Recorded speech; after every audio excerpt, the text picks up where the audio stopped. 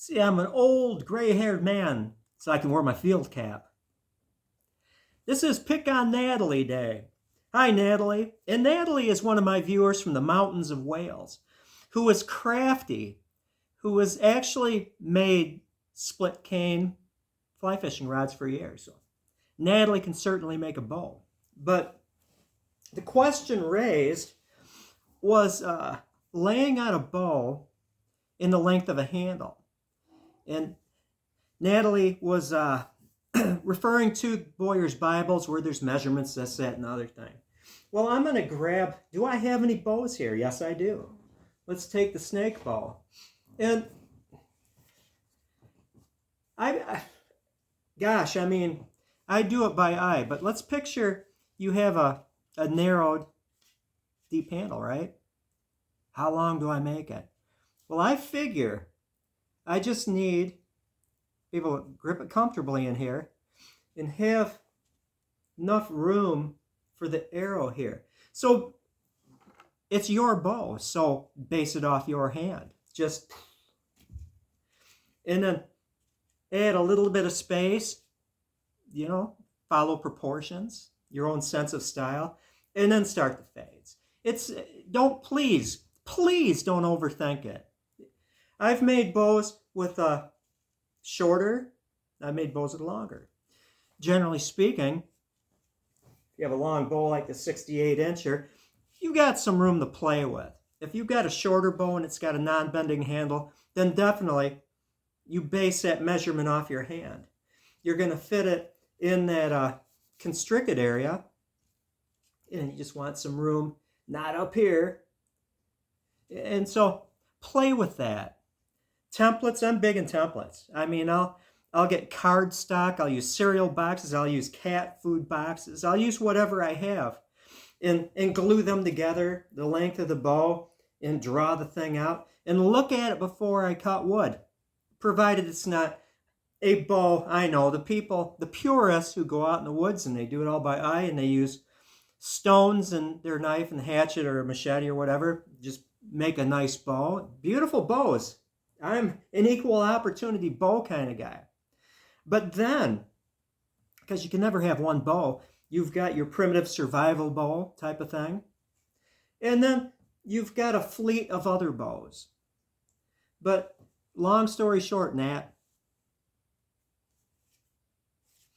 use your hand. I have a special affinity towards those who live in the mountains of Wales. I'm not going to get too deep into it, but I have an interesting lineage. Mayan, my grandfather, on my mother's side. My mother's maternal side, Boringers, Germany. My dad's side, English, of course, and Welsh. And they tell stories about the Welsh people that were basically extended, please leave Wales, because of this, that, or the other thing, fight for Welsh nationalism, that they came over here and they hated the English so much that he remembers visiting their house and they would speak Cymraeg. They refused to speak English, chain smoking and just complaining about the English. I don't speak Cymraeg, so that's a... But I got to thinking here, what is a bow? Think about it. The Lakota say that the bow is a gift from the thunder beings. And so their word for bow in their language would be gift. And that makes sense. It's more than a thing. It's a living thing. It's a tool. It's a source of protection and food. And it's a place. Think about that. It's a place. This is a place. And I'm not going to explain it. I'm going to let you toy that out. But in my quest to have versions of all 7, and I'll say it, it could be a dirty word in some circles, production bows, my board bows, they all represent something to me. They represent places in geography, places in time. A bow is so much more than just a thing that throws an arrow. In the case of this one, I actually have it written out, and I did some research. I analyzed it. I factored all the variables. And so I've got this, not really in English. Yeah, it's kind of obvious. It says, from the darkness of the past returns my companion. That's what this says. And then this is my own little moniker here, my little bind rune. But my talisman. And you can see it's a bow. It's somewhat a molar gate bed, but it is in many respects a talisman. It's a place. Next up, I'm working on this. This is not complete. This is me. And you can, look at that. You can see how it goes from a round cross section to that really, isn't that beautiful? My raven bow, which again, I still have stuff to do here, and I got thingamabobs to do here. But it crosses the lines between Pacific Northwest, definitely Pacific Northwest. I took their motifs and put this together, telling a story. But Huygen and Neugen, I believe it, pardon my phrasing, Odin's two ravens, it would go off and then come back to Odin and explain what they've seen in their journeys. And so that's that. Let's go right to the other rawhide bow. This is my modest little D-bow rawhide back. Now I'm going to do some tricky tip detailing. I don't really know what I'm going to do yet. This is going to have the circles along the edge and maybe a dot down the center. It's really cool design, and it reminds me of an elm stave bow that I made and sold. Nice bow. Basically the same thing. Board bow fashion. And then, let's see, so that's 1, 2, 3, 4. And then, let's circle back. To quote Pippi Longstockings, the snake bow. It's interesting. I don't know if you're watching this, Ben. I'm sorry, but I'm going to pick on you too, because it is interesting. It kind of goes along with, I had a friend that was a medicine man back when I ran a preserve, Simon Otto. Google Simon Otto. A great guy, a friend. And so the local tribes, people of the Three Fires, the Anishinaabe, Odawa, Ojibwe, and Potawatomi, they would believe that owl feathers are good.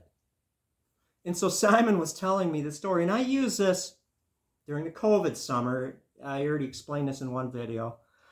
Anyway, to disarm people that were culturally different than me, that took offense when I tried to get them to turn down their music and stop screaming because they were upsetting the turkeys. But anyway, ugly scene. I explained to them how Simon, my friend, went to the Rosebud Reservation. And he makes something. You give something to your host. He made it was either a rattle, I don't know what it was, but it had an owl feather on it, which is good luck to the people of the Three Fires. And the chief of the Rosebud Reservation was, get the hell off my reservation, because to the Lakota, not so good luck. It meant a totally different thing. Just like Ben, I'm picking on you now, originally from the Great Lakes region, went to Arizona, I believe Arizona or New Mexico. I'm sorry, I've seen your moment. And you want to make, I make bow for him. I go, Ben, do you want rattlesnake detail on it? No, my wife wouldn't let me back in the house, because her tribe believes that if you touch the skin of a snake, you'll allow an evil spirit to enter your body. And so, there's all these cultural differences. I don't know where I was going with that.